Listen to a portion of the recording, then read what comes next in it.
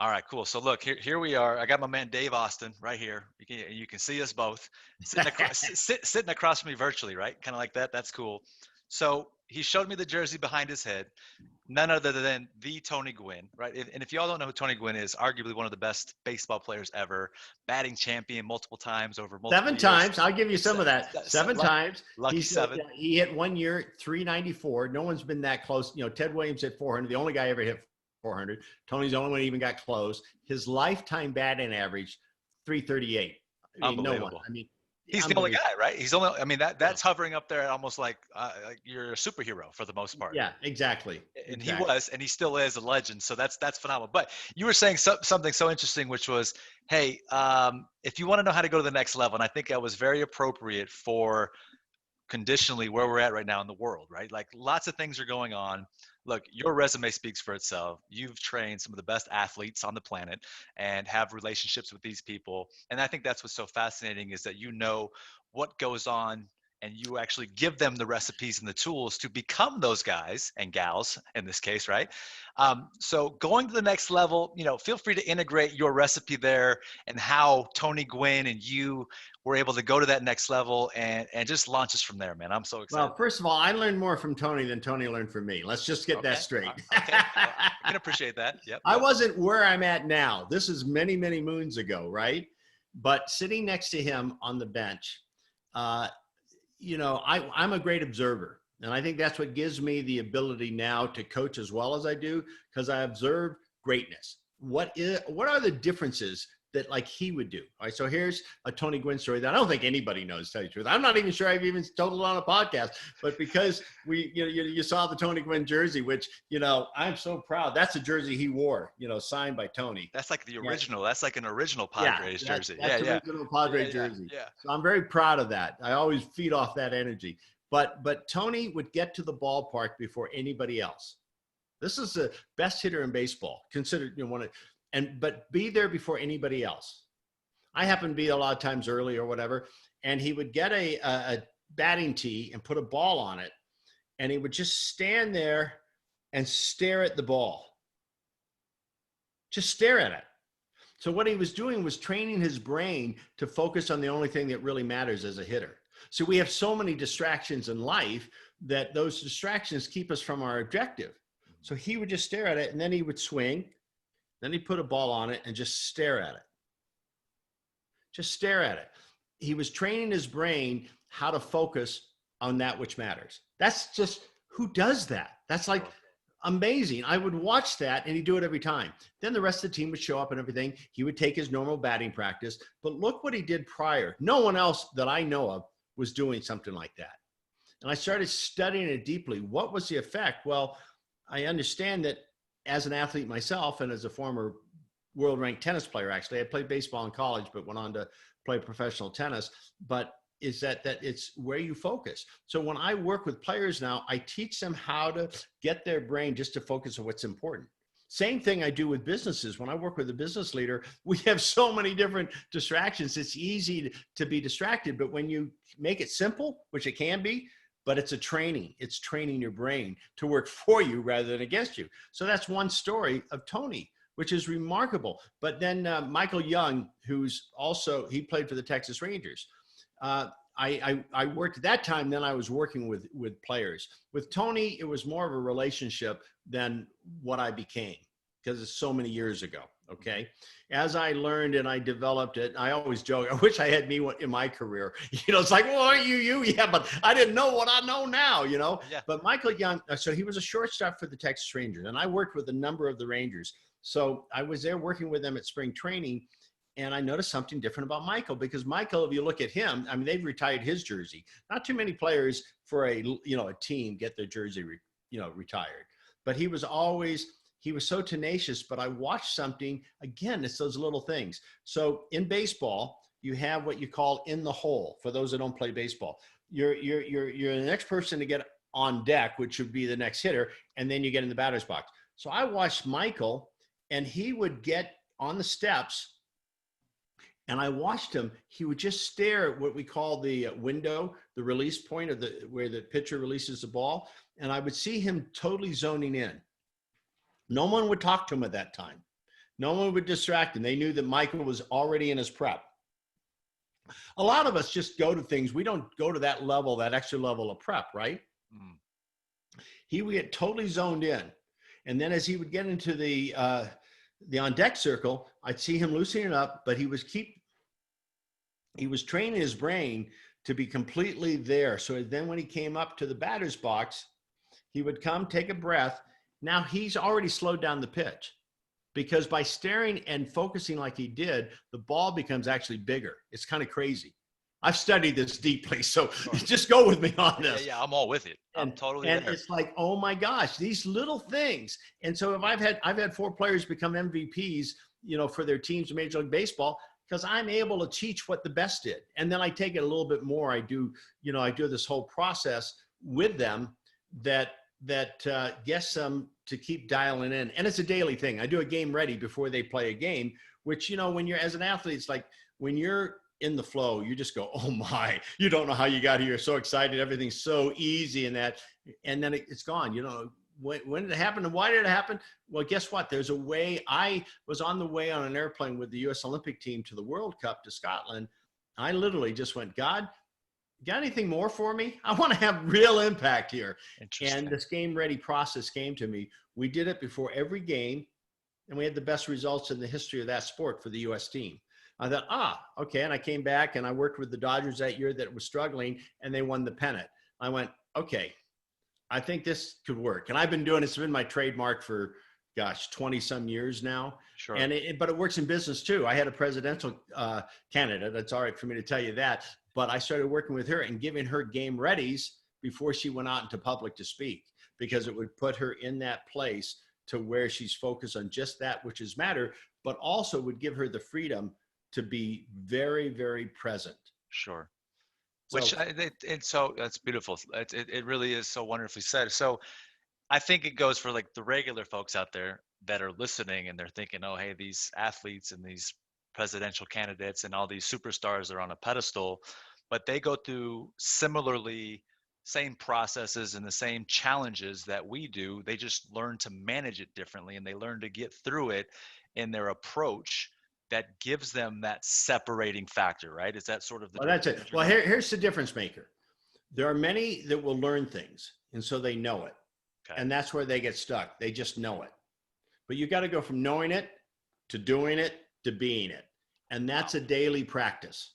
Once you get to that point of being, it's like when I played professional tennis, I didn't go, oh, well, I don't need to practice anymore. I'm a world ranked player. No, you practice more. You're able to do the little things more. I'll give you 2 other baseball stories because, you said you're a baseball player. I can't help it. So a dear friend of mine, and I don't think he minds me. No, I'll tell the story. It's fine. It's a good story. So Ben Zobrist wins the World Series MVP for the Cubs. Year before, he took the Kansas City Royals and won the World Series. I mean, who does that, right? Yeah. Well, I'm at spring training with him, and then I leave spring training. I'm on my way to Indian Wells to the professional tennis tournament there, and my wife, we had an extra day in between, and we went to the Grand Canyon, and I took a shot on the edge of the Grand Canyon, and I texted to Ben saying, "Hey Ben, use this to kind of let yourself in this game ready." We kind of go into nature to kind of just free ourselves. I said, use this picture to kind of give yourself that calm before you go into the game type thing, right? I did it. Just look at the picture, right? The very next day, I get a picture texted me from Ben with him sitting in that exact spot. And I went, who does that? I didn't mean you take the 6-hour drive. I mean, what is this? And I called Ben. I said, he goes, no, man, I just had to do it. And I thought, well, who does that? Oh, MVPs do that. They do the littlest things. They don't leave anything unturned. He literally took the day off, drove there and said, I like that. I'm going to actually go be there and have my, just take it to that next level. That's what it is. Are you willing to go to the next level? And it's the littlest things you do. That's a little thing, but who does that? Yep. Who just goes, oh, yeah. And then here's one more story in baseball, and then we can move on to it. But I want people in your podcast, whatever they do in life, to see how it reflects on them. What can they do differently? Because I work with a lot of executives also. And I work with, our frontline, police force. I work with Navy SEALs, Army Rangers. So it's all on these same principles. Yep. Yep. So I was working with a baseball player, played for the Baltimore Orioles. And I'd been working with him for years. And he major league superstar. And he went through a batting slump. It was just like devastating to him. He was under so much tension. And it was one of those things where it was like, we've had such an amazing role for about 8 years. Why wasn't it working anymore? Right? So we had to decide, does he need to move on? Do I need to move on? What do we need to do? And his agent said, will you fly? They were playing the Minnesota Twins in Minnesota. Will you fly there and be with them? Most of the time I'm on the phone. I sometimes go out, but not that often. And so I flew into Minnesota, and the Orioles had decided to not play him until I had gotten there and been able to, because he was really under high stress. And so I get there, and we're sharing a suite at the hotel, so we can talk all night. I call it a coming to Jesus meeting, because he goes, because he's a very Christian athlete, he goes, the devil is blinding me at the plate. He knows all the good I'm doing, so he's blinding me at the plate. I said, really? He said, yeah, and he won't let me turn my hips anymore. I said, really? Interesting. That's interesting. So you think that the devil has as much power as God does? He goes, no, God. I said, no, you're telling me that you can't handle the devil because he's got equal power. And he looked at me like, I said, your bat's your sword. Don't let any other power, if you believe in God, let that be, the focus point. And I realized from his faith, and I'm not trying to make a judgment, but the church he goes to, they talk about the devil all the time. It's almost like they worship the devil. I'm thinking, okay, let's not give that much power to something that negative. So all I did is I shifted his way he looked at it. And here's the kind of a funny part. The next day, they decided, okay, he told the team, I'm ready to be back in the lineup. And he decided, now I have a sword rather than being blinded. I have a power over this negativity that was on me. A lot of people I hope they can relate to different levels of this in their own lives, of how we let negative thoughts take and dictate our going forward, right? Of course. So here's the really funny thing.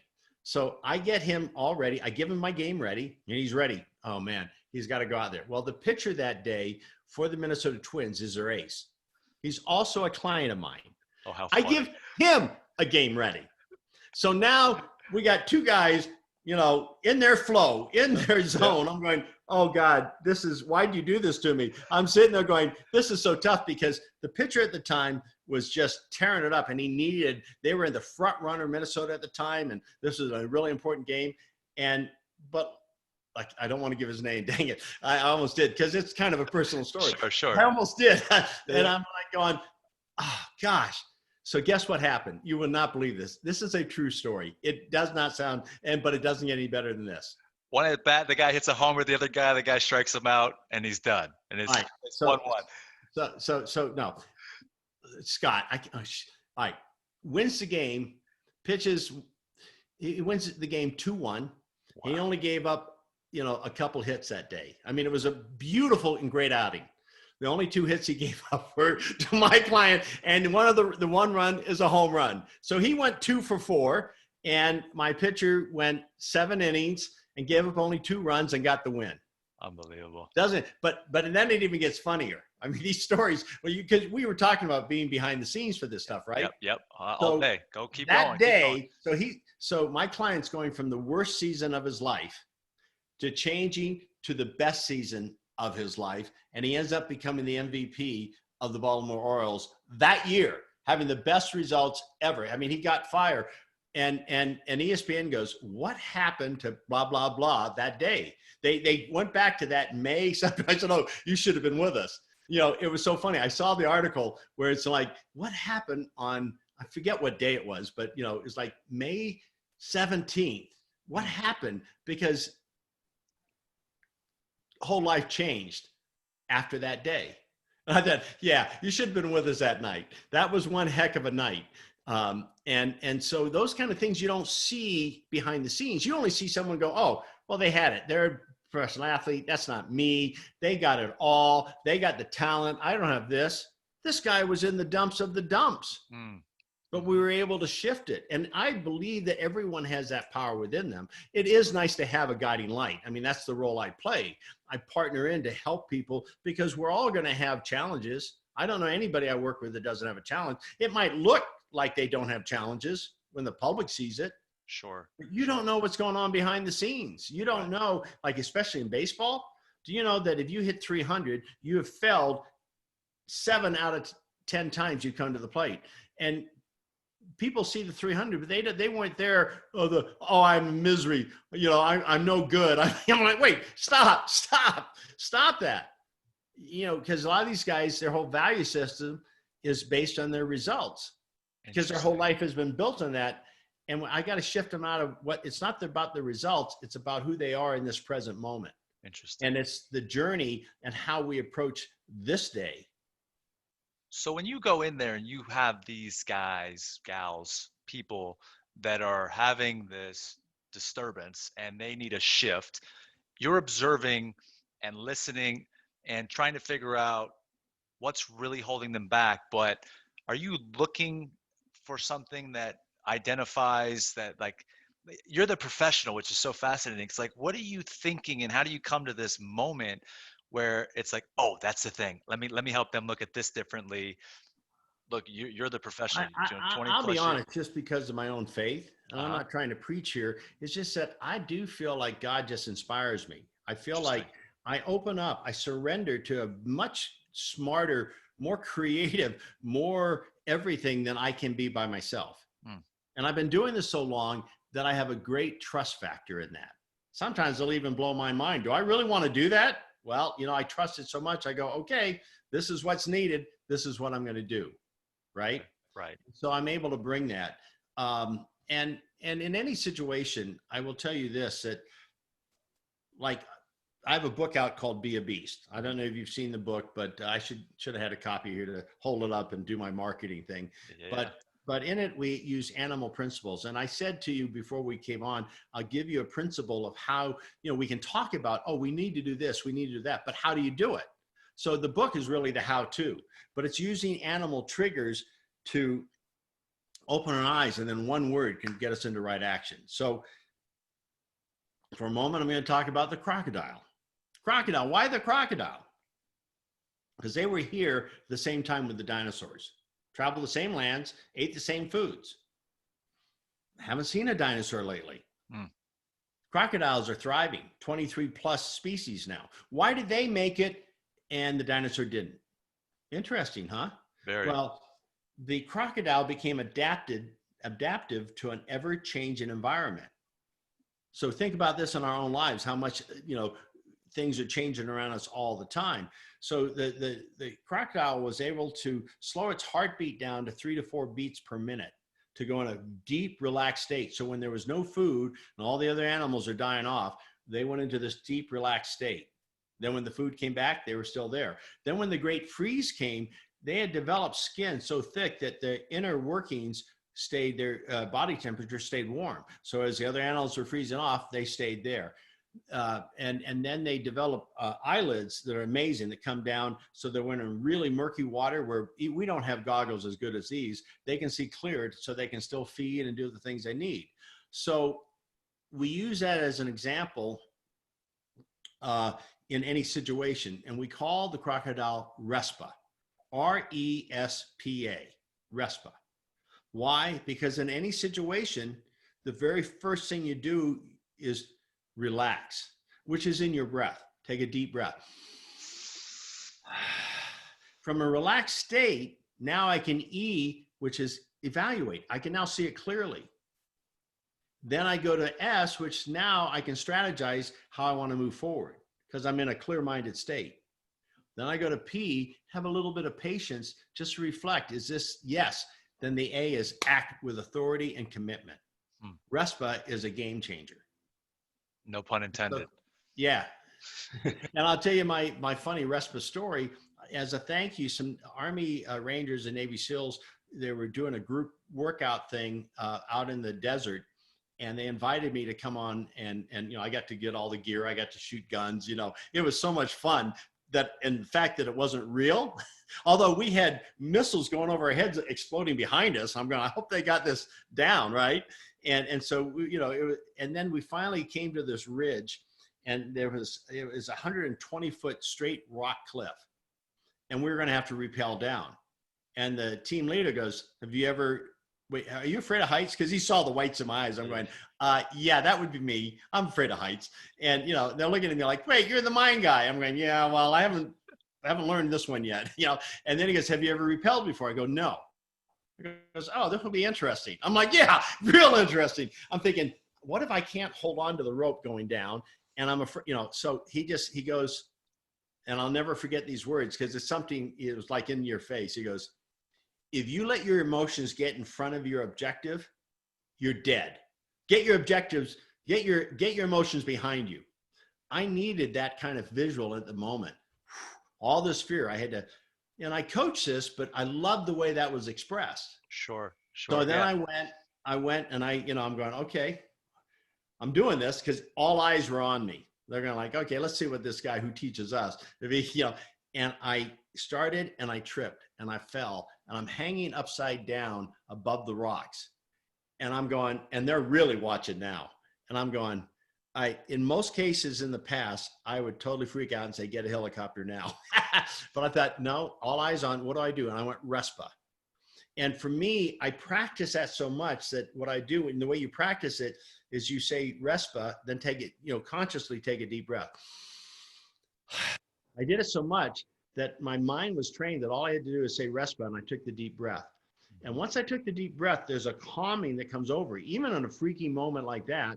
And I said, okay, what's my objective? My objective is to get my feet back somehow on the cliff and get this rope back to where I can get into position. It was not easy. I was tired. It was the end of the day. And finally, when I finally did it, the rope was screwing my legs. That's not where you want it. So I even had to get my leg off. I mean, it was amazing, but I'm so grateful that I had trained my brain just by a simple thing, by saying RESPA, and that deep breath in a very high pressure situation for me, calm my body enough to go right back to my objective. Sure.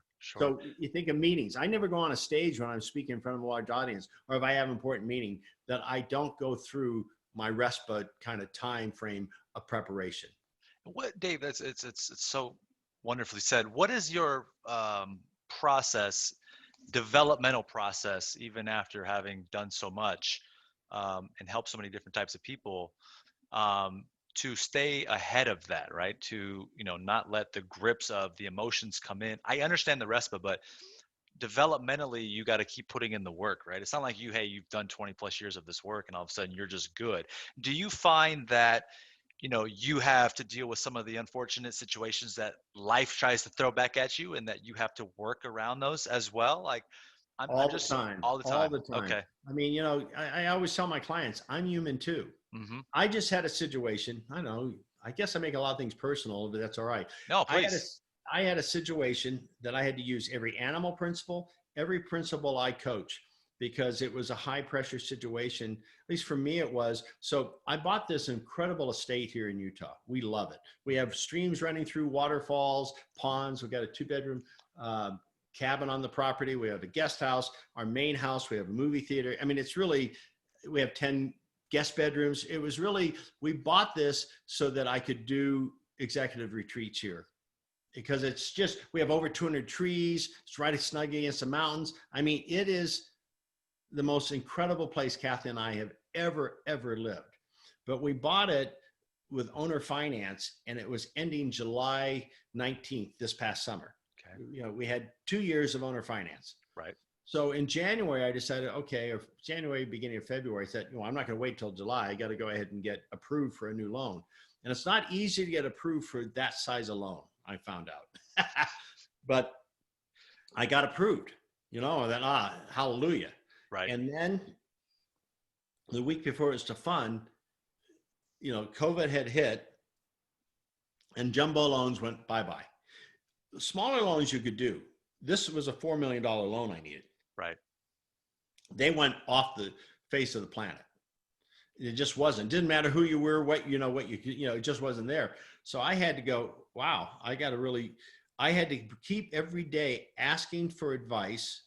I do a process. I'll tell you how I do that, how I ask to get the chatter of my own brain out of the way, and keep marching in that kind of faith that where there was always so many turn downs, and come, in July, I could lose the home and dream of our lives. But I kept saying, stay the course, stay the course. So there was a lot of different things that came up, and then we still didn't have it done July 19th. So it went into foreclosure, even though we had never missed a payment. My income has never been better. We have $3 million of equity in the home. So you had everything right to get a loan. It's just timing. Right. So, I've never been in such a good position, but also at the same time, bad position. So I stayed the course, and I just kept going. It's knowing this stuff doesn't mean you just know it. That's what I said. You need to practice it daily. And there was one part where we finally got approval for a loan.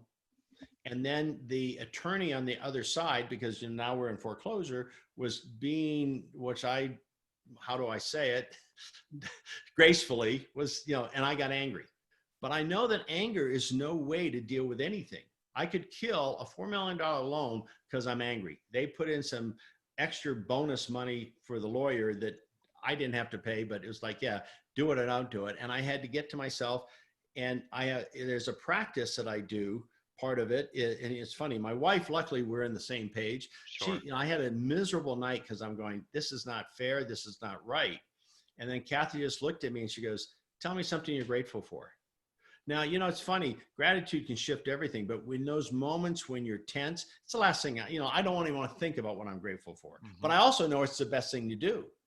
So I just told her something, and then she gave me something she's grateful. And we started ponging back and forth about what we're grateful for. All of a sudden, I felt a new energy, and I'm like, you know what? I'm not going to let, it was $13,000 over thing, get in the way of a $4 million loan. I'm letting my anger, I'm letting everything get in the way of something that, even if it's wrong, I could be dead right. I don't want to be dead right. So I actually called the attorney. I actually came from a whole different place, not of anger, of cooperation, and saying, how do we work together? Because I know your client really wants this money, and now I've been approved for this money. But if they see that what you're charging me for is for late payments, that I had never made a late payment, never, it could kill the deal. So we came from a way of cooperation. Now, I still ended up paying the extra money I didn't have to, but did it in a way that wouldn't kill the loan. So, I guess that's just a personal example of real life things, that life happens to all of us, and we have to make choices. And most people don't realize they have choice in all situations. They live into their conditions and, oh, well, these are my conditions. I could have really easily said, well, these are my conditions. Pandemic stopped me from all this. Those loans are no longer available. I can't do anything about it. That could have been, but kept asking daily, quietly. I get quiet, and it's a process. If you want, I'll give you that process. Yeah, it's a 5-step thing. And then answers get revealed to me.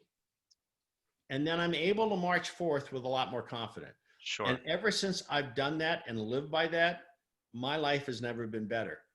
I'm able to do things that are absolutely mind-blowing to myself, not just to other people, but it's like, wow, are you kidding me? I mean, all I had to do was focus in, and then had the courage to take the actions by what I was guided to do. There's a big word, courage, and the action to go forward. Let me ask you something that's fascinating. Did you test a lot of different processes or formulas, theories to get to that point where you then had this one workable one where, every time you go through something, hell or high water, it's like, oh, I got my process and I can take the actions that I've developed? No, at the end, it's kind of funny, but maybe this takes over years of developing this trust and faith.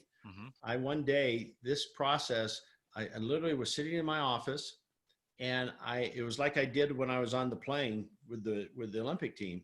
I went, and this was actually prior to that. I went, is there anything that I can do in my life that can be life-changing for me right now that I am not seeing? I read a lot, I do a lot, but what is out there that I'm not seeing? And I got quiet. And in that quietness, I think we're all creative geniuses. So we're able to get to a new level of expression. Mm-hmm. The 5-step process came to me, and it just said, do it for 40 days and it'll change your life. So I trusted so much. I did it for 40 days. My life and my wife's life, not saying we were having a bad life, but our life changed completely. So did I stop at that point after the 40 days? No way. No way. No way. No way. And I have in my garage, I have boxes and boxes and boxes for about the last 30 years of those writings, because I write when I come out of the process. Now, you may or may not know, I've been, given the Presidential Merit from the Grammys, and I've done some amazing things in music, and I had a hit record at one time, and I wrote Songwriting for Dummies, but it's all in some of the songs I write. It comes from that place of just quieting. Sure, you have to prepare yourself by learn the techniques involved, but then you're free to run, get the basics, and then you're free to just allow divinity to drop in. Does that make sense? Yeah. So there's evolution in there, right? So it's like, you could be going down the path, and then, because you just said a few different things: songwriting, music. You're in the psychology space. You obviously were trying different things along the way, right? You were you're right. Sometimes I say, like, what was I going to be when I grew up? It's funny. I knew I was going to do what I'm doing now when I was 10 years old, because my dad was a Navy chaplain. How did you know that? How did you know that? My dad was a Navy chaplain. That meant we moved every 2 or 3 years, and I was a star athlete. Okay. And so in Fullerton, California, I would run for touchdown after touchdown. I was the guy in baseball and football. We moved to North Carolina because my dad got stationed there. And the first day, the sergeant, who was the coach, goes, "Austin, you're slow as molasses." He had a very negative approach.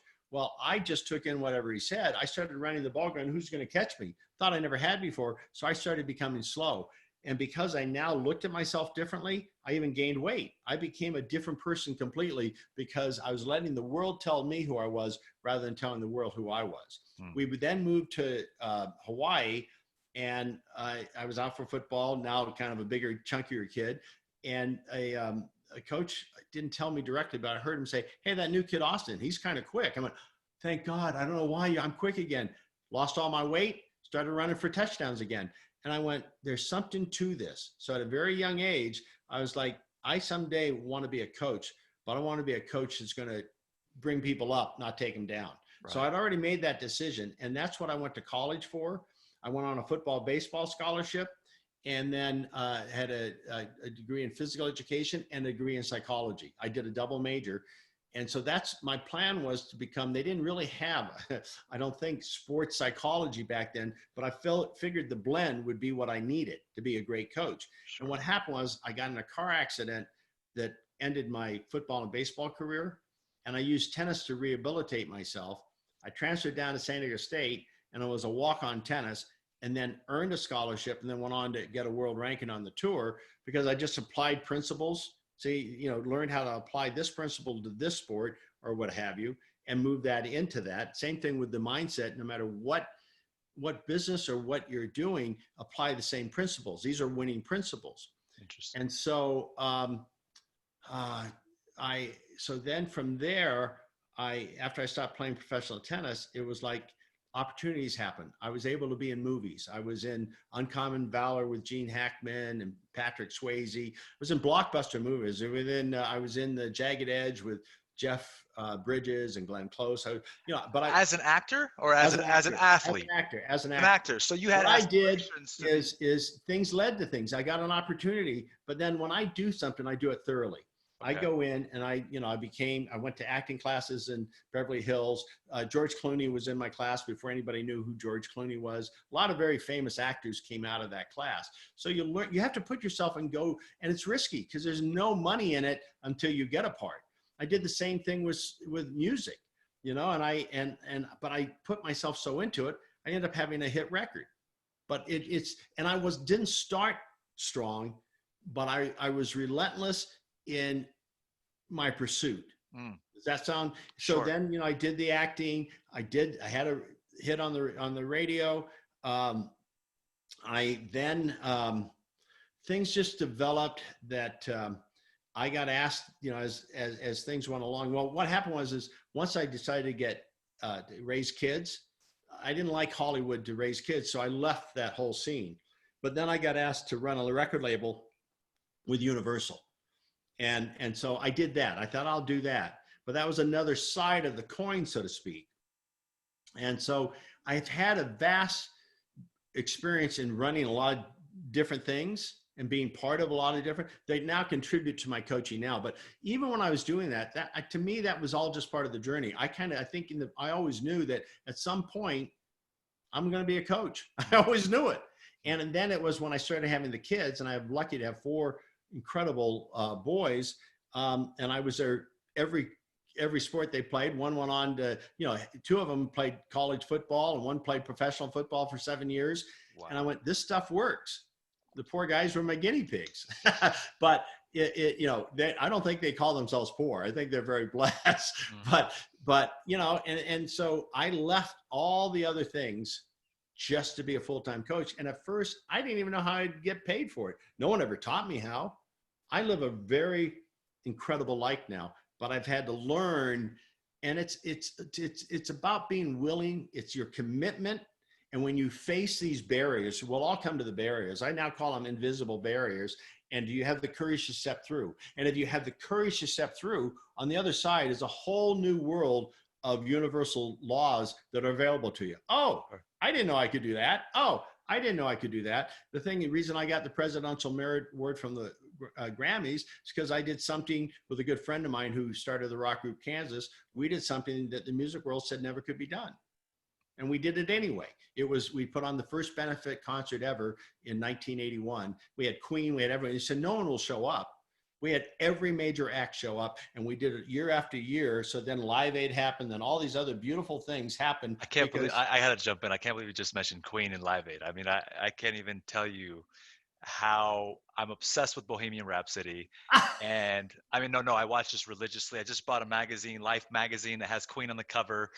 I study that because I'm so fascinated by, I think, just the commitment to being, in Freddie's case, the performer that he was. And I loved it, man. So you bringing that up, I got to tell you the funniest Queen story. Cool. I think this is, and you might lose a little bit of respect for me on this. That's all right. No, it's okay. I'm ready to put it out and be embarrassed. So we're doing the first concert in Atlanta, Georgia, because that's where Kansas lived. And we thought, well, we got one band. We were lucky to get so many. Queen wasn't even on the list, right? We had Santana, we had Survivor, we had, I mean, I could just go on, Commodores. I mean, all the big hit makers of that day, Loverboy, just all the hit makers. We did it because they did it as friends. We weren't promoters, and we were doing it for a cause.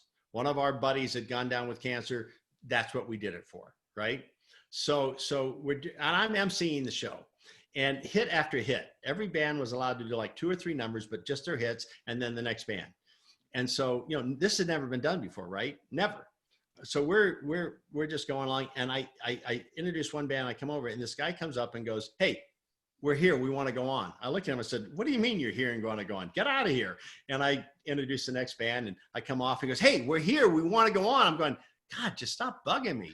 And I went to Phil, who's my co-partner in this, who's the drummer for Kansas. I said, Phil, this guy over here keeps bugging me. How did he get backstage? He goes, put him on. I said, what do you mean put him on? He goes, it's Queen. It was Roger Taylor, the drummer of Queen, who I did not know what Roger Taylor looked like. And I was too busy to look at the back to see the rest of the band. And I'm like going, oh, I think I'll put him on.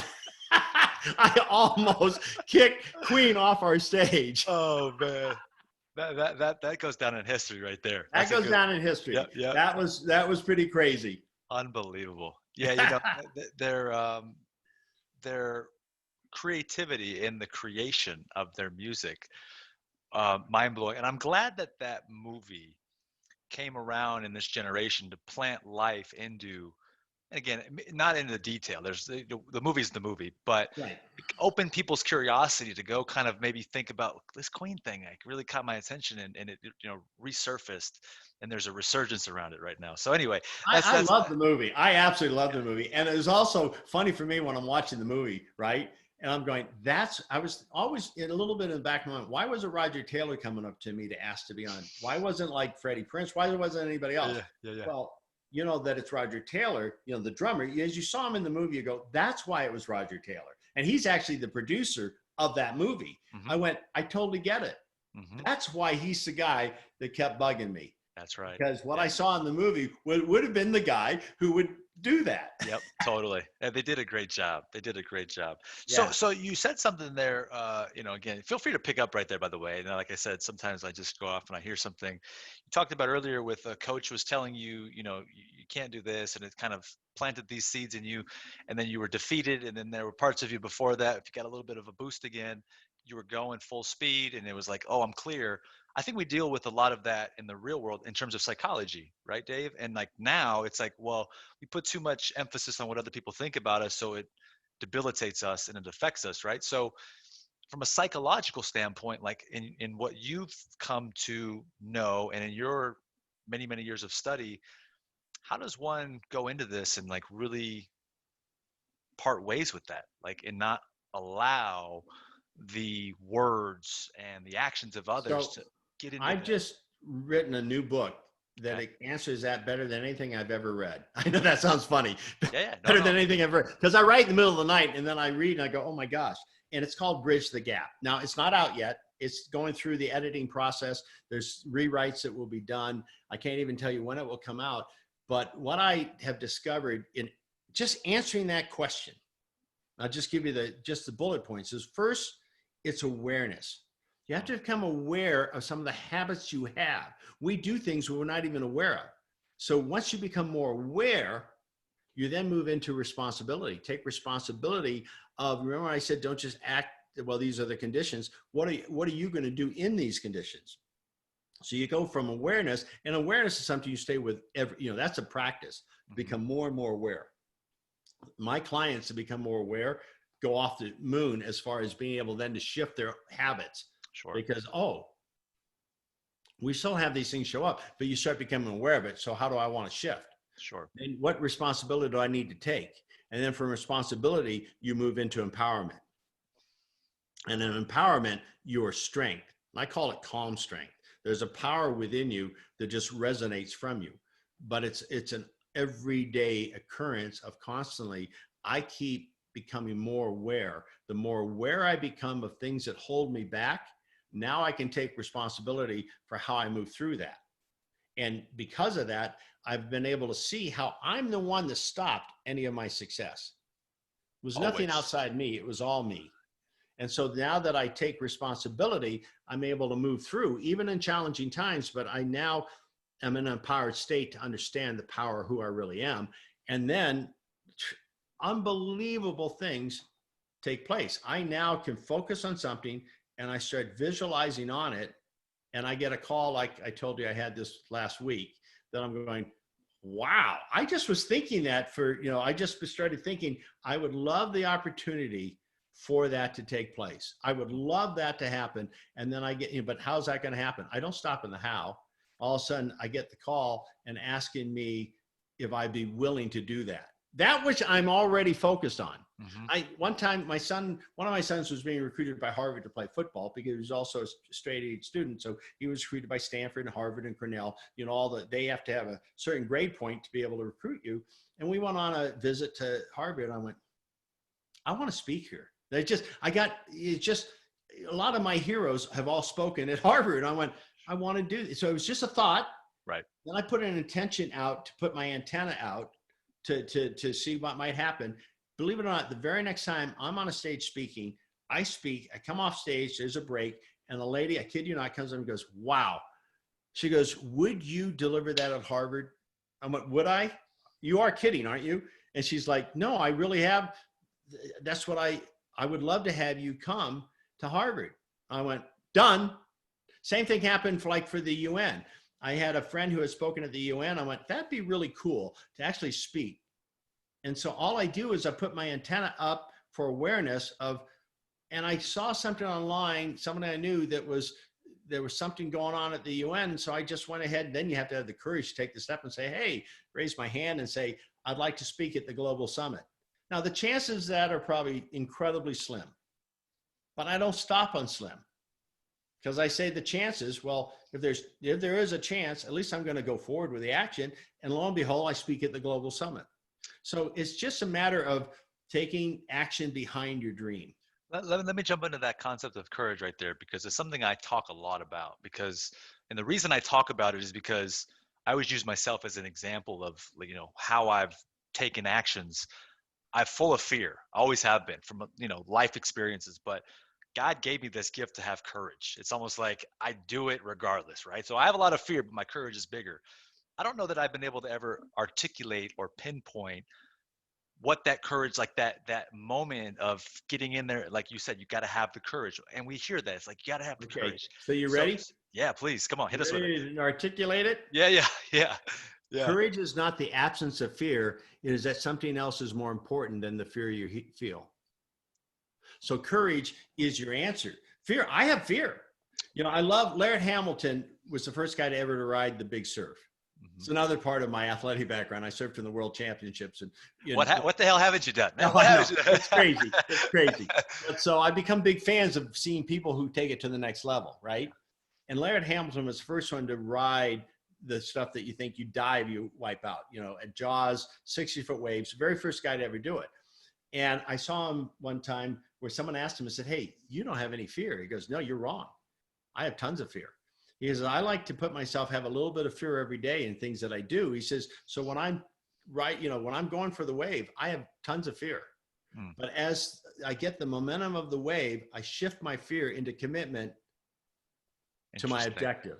So he uses fear to energize them in a positive way. That was really crucial for me in working with athletes because, I think I mentioned I have an NFL quarterback who came to me and says, "I don't like the fear I feel." I said, "Well, you got the wrong guy because I want you to feel that fear. We're just going to shift the fear into commitment to your objective, what I call your intentions for the game." So fear is a good thing in my book. And courage is not the absence of fear. Mm-hmm. It's just how you deal with fear and how you move through fear. So your top MVPs and your athletes, and you just said, you always have your eyes on the next level. What are they doing differently than the guy that just plays? Like, cause look, anybody that gets into, baseball knows how to swing the bat, throw the ball, pitch and catch, right? Then there's the ones that are just superstars, right? Like you've talked about earlier. What are they doing, Tony Gwynn, focusing on the ball? Are you telling me that the rest of the guys, they don't show up and put that level of detail, even though they're major league guys? And most of them don't, they're naturally, some of them are naturally gifted. They don't understand that they can take their game even further. When I go to a spring training, you would be shocked to see how many unbelievably physically gifted players are out there. If you went with me there, the first couple of days you go, wait, who's going to be in the major leagues? Who's going to be in rookie ball? You would not be able to tell. Right. There's so much physical talent. But once you're there for 2 days, you start seeing those that are committed to their mental buildup beyond their physical. And it separates, it's night and day. All of a sudden I could pick out and go through and I go, this is a guy, and I don't want to say, the dictator, you won't make it. People can change, but I can start seeing which ones are going to make it and which one aren't. Because there's a discipline in that level of success. See, too many people are just willing to settle for good. To go great, you got to just keep, what more can I do? And the guys that I've been blessed to work with are at that level where I make them aware of how important it is to be mentally as strong as they are physically. And a lot of people will, let me get the mental part, then I'll do let me get the physical part, then I'll do the mental part. I go, no. Do the mental part, then the physical part will get stronger as you go. I became a much better tennis player once I started visualizing, seeing myself play better than I play. All of a sudden it happened. 8 years after I retired from pro tennis, and I was never that big a deal. Mm-hmm. I had a world ranking, but it wasn't one of the high guys. But 8 years after I retired, I got invited to go to Canada to play in a pro tournament. The sponsor knew me, and it's before we had kids, and say, "Hey, all expense paid trip, will you come up and play?" Who's going to turn that down? August in Vancouver. So I went up with my wife, and but I had learned how to visualize, which I didn't know how before. It was part of the game ready process that I had, was still developing at the time. But anyway, not only did I get in the finals of the doubles, but beat the number one team in the world. Now, when I played on the tour, I never had a prayer against those guys. I would self-defeat. So I had physical ability, but I didn't know how to mentally guide myself through that. And so I beat the number one team in the world 8 years after I retired. They were the number one seed at the US Open. That's crazy stuff. But it showed me the power of the mind. And those that are willing to develop the power of the mind, your biggest asset is right here. Mm-hmm. Then you can do anything. You want to get breakthrough barriers? You know, I have a client right now that I loved it. She goes, all right, I'm going to send you over the 5 barriers I need to break through. How easy is that for me? It makes my game so easy. Like, oh, yeah. Oh, you got a financial barrier. Okay, good. Oh, you got this emotional barrier. Good. You know, now let's just move through that in a way that's so attainable. Look, I always love this because I'm with you there, and I think there's levels to, you know, mindset development, and I think that you notice the differences in the results that people get, and that's where they're very high peak performers, the Jordans, the Tom Brady's, and the Tiger Woods, guys that you've worked with. And then there's ones down here that are sort of scrapping and kicking and scratching and clawing, and they just can't figure out. And I'm using myself as an example because I'm like, you know, these last month for me, I'm like, you know, I've done some amazing things in these last 5 years, but there's something is just pulling on the back of my shirt still. And it's like this emotional congestion and all these things that have gone on from before. And you're like, you're fighting it. You're frustrated because you're like, dude, I could be way up there doing these great things. So, you know, what are you seeing in terms of like people, even with today's conditions, right? Because the condition is right now we are in this crazy pandemic and the world is collapsing out from underneath everybody, and people are suffering, right? They're really suffering. So how does one kind of find the space and jump into this and develop a game plan to put themselves in more position to like climb out and start to hit this steady ascension to where they want to end up, or at least get in the direction of going that way, so right? First of all, what you just told me about yourself is telling me, oh, you mean you're human? Because everyone has that. Right. No one doesn't have it. Most people think they're the only ones that have that. Something's pulling me. Something's pulling me. I can't step through the doorstep. It's a very natural occurrence. And I think that when I start working with a client, I think they're going, oh my God, thank God I'm not abnormal. This is normal. But and it's a willingness to find the gifts in everything. That's really hard at times. I have way too many stories, I guess. But I told you, I got more hours right here. I lost every penny I had in my mid 30s. Here I'd already ended my pro tennis career. I was in real estate development at the time, had hundreds of millions of dollars basically in properties. Not just my own. I mean, I was, I put together investment groups and that. We own 160 acres in Rancho Santa Fe, 26 acres on the coast in Cardiff. I mean, this is unheard of property. This was back in the late 70s after I stopped playing professional tennis. And I had personal guarantees and interest rates, and I think it was 81, could have been 80, went to 22% for construction loans, which all of a sudden made no project work. And I had balloon payments coming. And I got a great lesson on what personal guarantees mean, and they wiped out everything I had. I was penniless in my mid 30s. And I had just started dating my wife now we've been together 40 years now, believe it or not. That's crazy. Congrats. So this was 40 years ago. And I just started dating her, and we were supposed to go out to dinner and a movie that night. And it was like, I told her what happened, and we said, we can't do it. She goes, why? I said, didn't you hear me? She goes, well, I have a job. I can pay for it. Well, humble pie. And it's like, okay. I meant, like, you still like me for me? I thought, I don't know if I even like me for me. I thought it was all the things I had accumulated. When I lost everything and she still loved me, or, I'm like, wow, maybe I should look at life differently. Big game changer. So you could say that's disaster. You lost everything. No, I didn't. I lost money. And I gained a wife and 4 of the most amazing sons that I would have never been gifted. I don't think, because my head was in the wrong place. I didn't look at it. It was a major game changer for me. So whatever takes place, you're made, it's like a ship is not built to be in the harbor. It's built to go out to sea. we all have the strength within us no matter what happens. Someone might really be hurting right now. I've hurt. I know what it feels like. And so don't push it aside, feel it, breathe through it, and then shift to look for the gems that are there. Sometimes the gems are really hard to see, but if you start, remember awareness, you start going, there's a gem here if I'm open to see it. Most people close down and they close their vision rather than open the vision. At this time, we need to open. Absolutely. And see opportunities where maybe they weren't there before. Sure. But by living that, there's always a sense of gratitude that gives you a strength in any situation. Yeah. I love it. I got some more questions. I'm not going to hold you forever today because I probably would if you would let me. But you said something very unique there, which was you lost everything and you started over. Essentially, I mean, I don't think you said started over, but you started over because that's what happens. Did you rely on things you had learned and stay in the same domain, or did you start over from scratch and decide to go in a completely different direction? My first question. And then a second question after that. Because I don't want to lose this one. I got a funny answer to that. Perfect. You've done so many different great things successfully.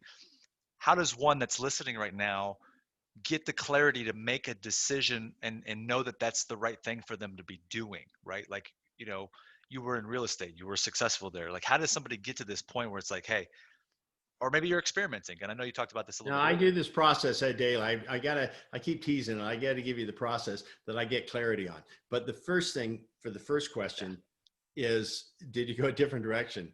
That's the funny part. How do you think I became an actor or having a hit record? I've lost everything.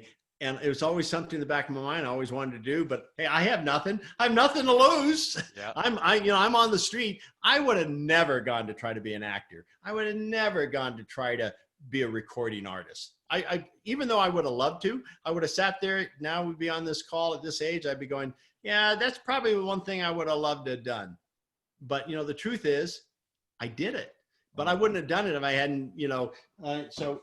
This is funny. I just found this in the garage. This is Billboard. I was a pick hit in Billboard, believe it or not. That's crazy awesome stuff. That's incredible. Look at this. My kids think this is a Frisbee, but it's not. It's what's called this is what they played on radio stations back in those days, baby. Vinyl record, right? And the funny part is the hit record was called Play On.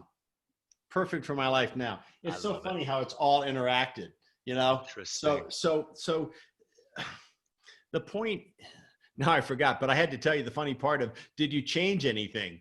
Yeah, I did change things. I went and said, okay, I have nothing but life. Mm-hmm. And I have a relationships is starting to blossom that would support me, in living the life of my dream rather than living the life of what I have to live.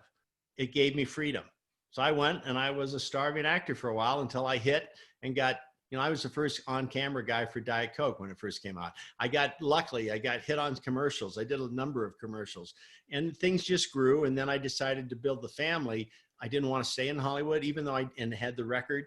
I had the record out. And then I decided that as a family, I'd rather live outside of Hollywood. And I wasn't big enough to live outside of Hollywood and have them come looking for me. And so the music thing though is being then I could be, when Universal asked me to run a record label, that was something different. That was something that went, okay, that's kind of interesting. I want to dive into that. I love it. But you're saying that your peace of mind in knowing that your wife was like, hey, I'm here for you, gave you this confidence that you can go out there and try anything, because whether you did it or not, she didn't want that. She just liked you, loved you. So you were like, hell, let's go. Let's try this all. Let's go out and, let's rule the world. That's right. That's amazing. That is amazing. Yeah. But that's the gift I was given in a very tough, looked like a disastrous situation. Absolutely. Okay. All right. That makes sense. And then you were going to talk about a formula for clarity, and then we could wrap this up. So you can, and then we'll wrap it up with that. Yeah. I do a 5-step process. Okay. And it starts with, and if you have listeners that actually reach out to you, I can give you a PDF on this that's really beautifully put together. So they have these 5 steps, because I might say it now and they might, it just is really clear on how it is. So just Absolutely. let me know and I can pass that on to you. You got it. So the first step is I have found so much power in nature. Nature, I say I live here. I have over 200 trees. We have streams. That's by design, not by accident. And Emerson would say, if you want true wisdom, take a walk in the woods. And that's where he wrote from. And since I write, I like to get that energy of nature. So I go out and I'll pick 3 things to really lock into and really focus in on. What it's really doing is getting distracted, leaving all these distracted thoughts that are all doesn't matter. I'm just focused on this connection with nature. Then the step 2 is I sit down, I close my eyes, and I circle myself, which I now call just a divine white light, a positive energy. Darkness can't be in the light. So I just sit myself and see myself in that positive energy. And then I start circling each of my loved ones. It's really interesting because I'll go through all my brothers and sisters, their kids, and it takes a little bit of time. And at first I didn't have the discipline. My mind would wander off and go, oops, I got to come back. Now I can do it because I do it so much. I've learned how to train my brain, but now I'm giving love to each of my loved ones on a daily basis. Then sometimes I've done it with my enemies. Not that I have a lot of enemies, but I'll circle them because I want to break that negative barrier, right? Third thing I do is then I just focus in on all the things I'm grateful for. It's funny, no matter what's going on, I can always find things that I'm grateful for, and that shifts my energy completely. The next step is I do a visualization. That's part of my game ready. That's a little bit more complicated, but I'll just tell you, it's a visualization of seeing myself live in the way that I want to be and accomplishing those things. So my subconscious mind is getting very familiar with that kind of success. When I get done with the visualization, I have a pad that, I date it, and then I write from a place. And sometimes my wife has said, hey, ask about this. They're very specific questions. And then I'll ask the questions, and then specific answers come that I swear to you are way beyond my intelligence. It's where I write my books from. It's where I write my songs from. Or sometimes if I don't have a particular question, I just write freely. And it's a guide to life. And I've taught other people how to do it. And it's amazing to watch the changes in their lives that take place from a simple practice. But it is a practice you have to do continually. Absolutely. I mean, you can go without doing it continually, but you won't be as effective. It guides my life. It gives me direction. It's absolutely over the top amazing. Incredible. Yep. So, and one thing I heard in there towards the tail end of what you just said, it's figuring out who you want to be and kind of marrying that process to what it is like this life is that you're creating, right? And so that's important, is figuring out, and you can do that in the same sequence of events that you just mentioned, where it's like, hey, go spend some time in nature, work with yourself and ask questions, but that needs to happen. Oh yeah. Like deliberately. Nowadays, when a client hires me, I invite them to come stay at my cabin because it's so flush here with beauty, and it has a pond that it sits on, even though it's right. I mean, I'm looking out over it right now because the leaves are down so I can see it. But in the springtime, summertime, and fall, you can't even see it. It's close, but it's like it's way off and gone someplace. Sure. So I have them come here, and for 2 days, we can kind of like just get grounded into creating the roadmap of their life, because now I know where we're going. Yeah. I want to know where you want to go. And it's amazing. Like maybe someone comes and they think they have a feel for it, but it's once things start opening up for them, they find a whole new revelation. And it's like, wow. And the only thing that's kept them from it basically is judgment that they could never do it. Sure. So we just open up that passageway, and then it's easy for me to create a roadmap to take the course and go. And if they get to that place, Dave, after they've got clear on that, and then they want more, and like, let's say they conquer that, you do it again, right? You restart. Yeah. You just, right? It's an ongoing thing. It's because it's easy to slip backwards. Mm-hmm. You know, it's easy to go, okay, and now I've got it and I don't need this anymore. And then the old habits start creeping back in. And before you know it, everything you gain, not everything, but most of what you've gained has fallen by the wayside. It's once you have momentum, you want to keep momentum going. Sure. And that's an area that a lot of people don't understand. They don't understand about that concept of negative momentum or positive momentum. And once they start seeing the light of, oh my gosh, and they stop doing it, the oh my gosh falls, and all of a sudden like, oh, same old, same old.